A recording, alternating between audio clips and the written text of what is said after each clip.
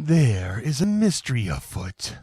Some madcapper has been madcapping their way across the land, covering it in many, many carpets. Stay tuned as we investigate this and much, much more on...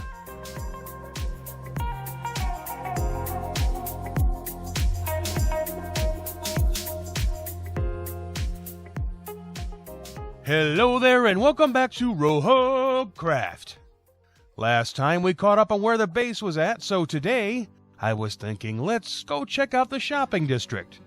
We started the season off just plopping down little temporary shops with the idea that the real shops would move into the new district once we settled on a design. We ended up trying out a concept loosely based on a Klingon city design.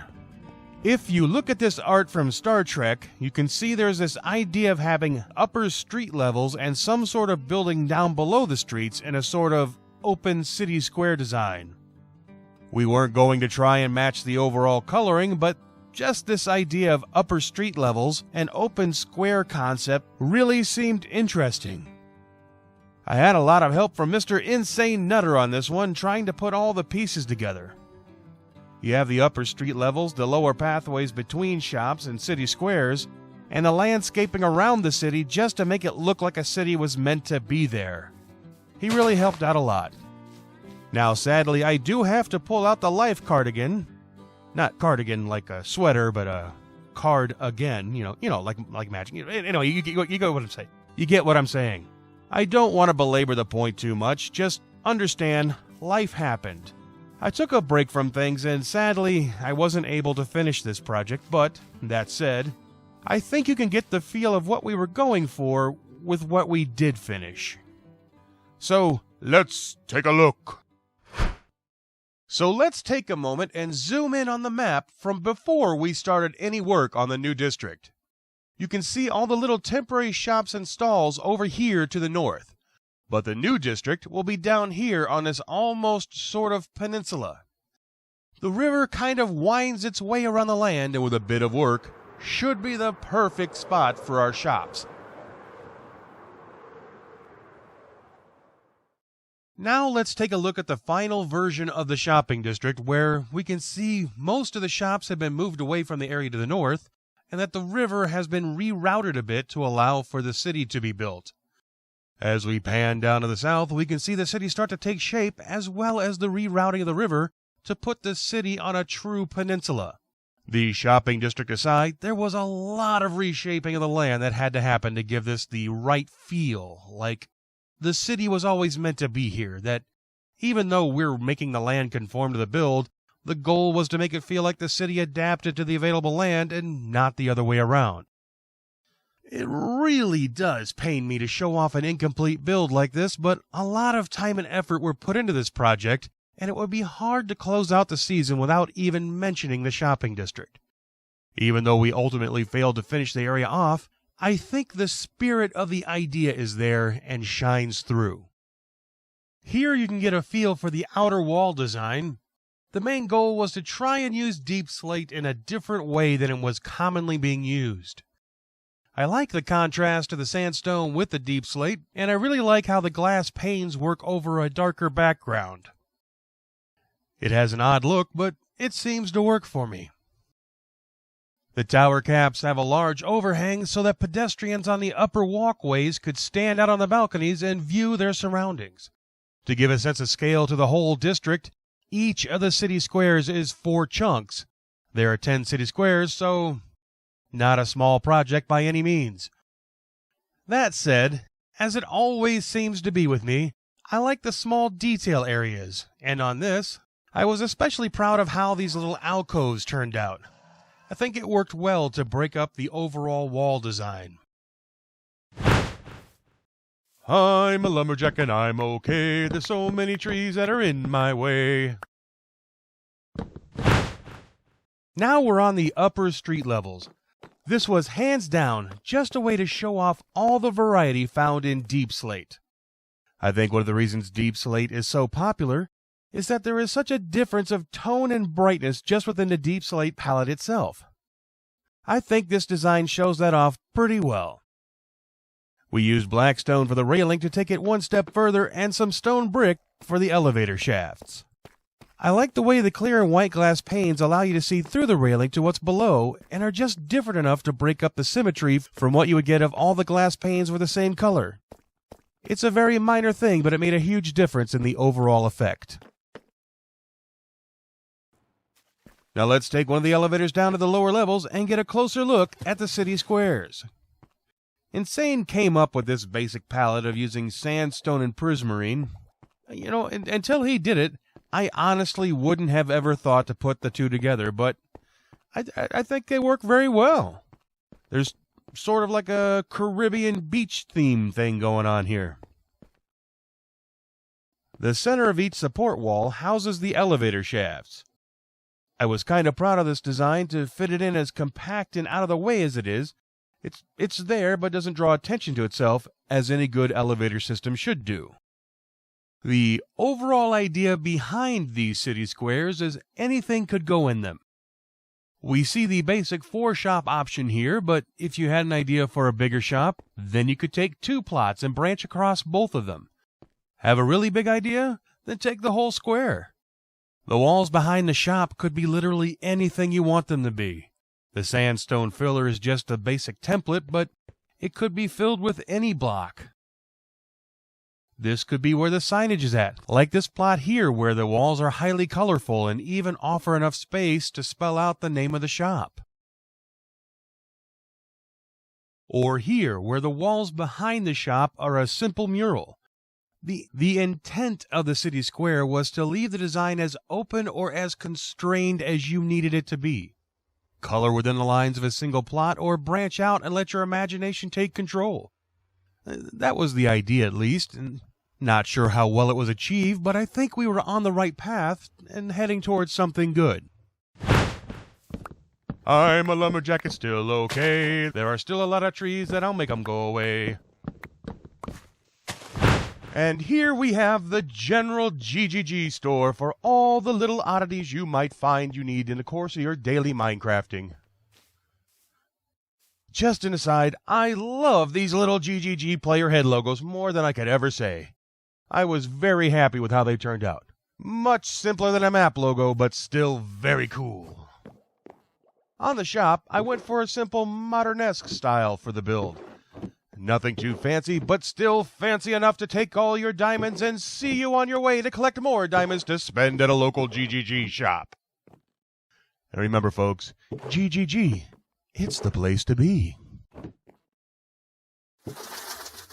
And over here we have another franchise Ggg shop, the Cold Rush, where lucky shoppers can find solutions to all their snow and ice needs. I'm really happy with how this shop turned out. I never built an igloo before, but I think it turned out pretty well. And I think the mural just brings it all together. Inside the igloo, shoppers can find everything from powdered snow to blue ice and even snow golem do-it-yourself kits. There's even barrels full of snowballs for all the little kitties to pelt each other with.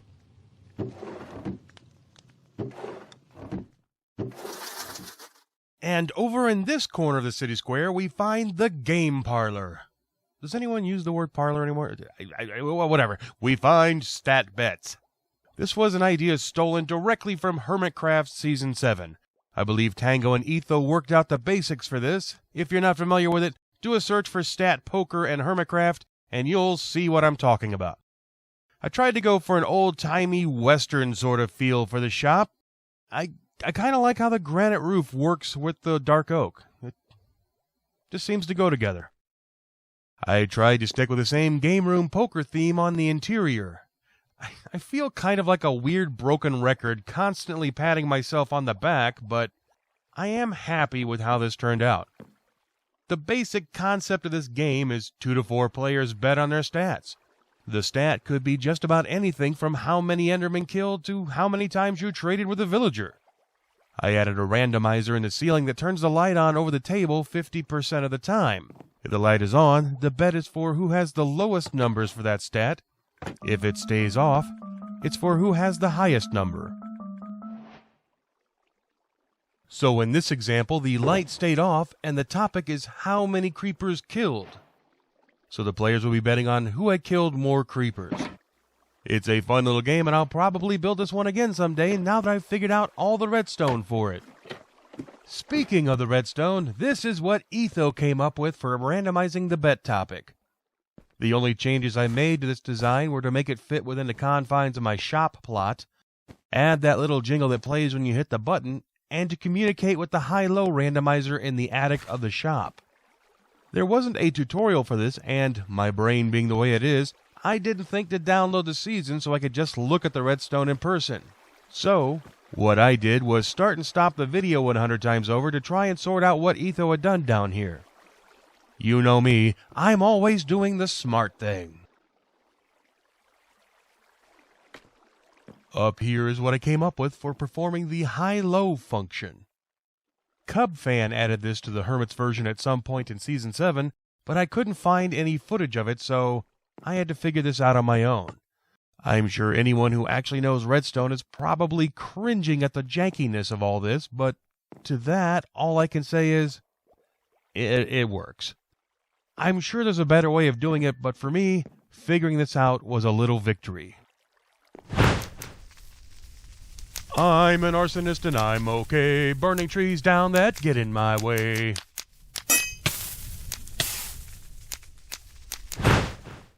Finishing out the city square is the first of the Insanotech industry shops, Strings and Things. I'm actually not sure the shop has a name, but that's what I call it. It's a nice shop with string-related items like arrows, scaffolding, bows, and of course, string on sale. Over here is the Bouncy House, originally built by Legend Plays YT. The only thing for sale here is fun.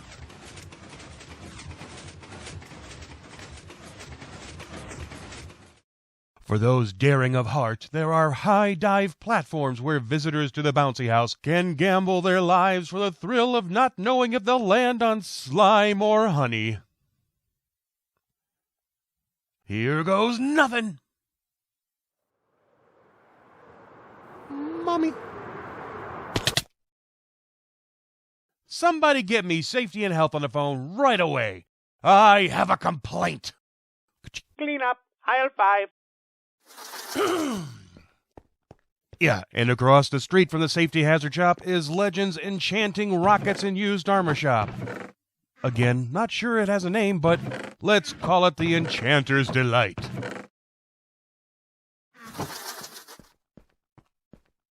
And over here we have Ye Olde Curiosity Shoppy, a shop built by our friend Skelly Rocker.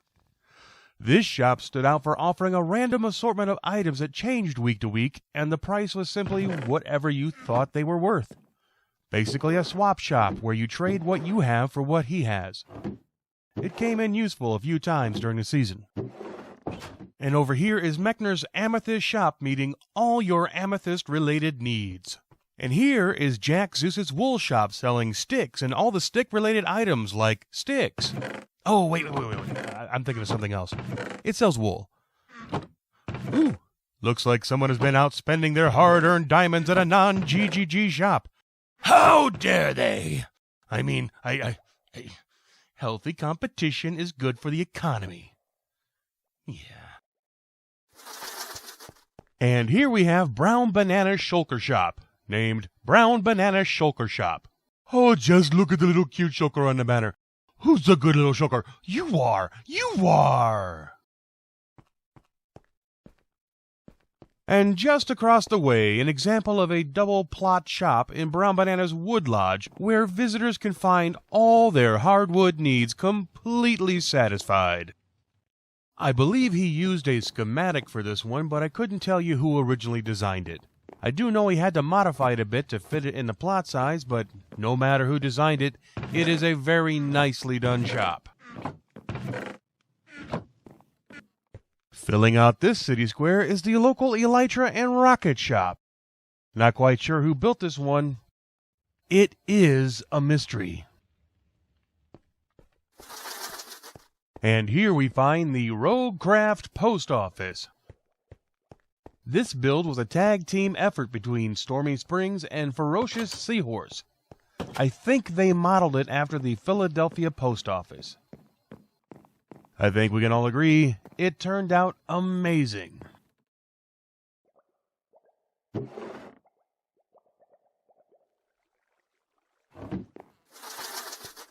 And in our final city square, let's start with this wonderful build by Stormy and Insane. I especially like the attempt to creatively use the available space by coloring outside the lines, so to speak. This is the Netherrite Shop, where Insane sells, that's right, you guessed it, Netherrite, at prices only an insane netta would consider. And over here is Stormy's shop, possibly Stormy and Insane's, Let It Glow, where you can stock up on all the ink sacks your little heart desires. And this modern work of art is Insane's Light Shop, otherwise known as Insanotech Illuminations. Inside we'll find every single light source of note to push back the edges of darkness found in all of our hearts and souls. And maybe some caves or bases too, Candles, torches, shroom blocks, it's all found here. And last, but certainly not least, we will find another Stormy and Insane build. Man, they've been busy, haven't they? Where wandering customers can find any and all types of horses to purchase for the little kitties at home, so long as those little kitties had their hearts set on grooming their own skeletal night river beast, as you can find here. These emaciated beasties are all just looking for someone to love them and provide them with a good home.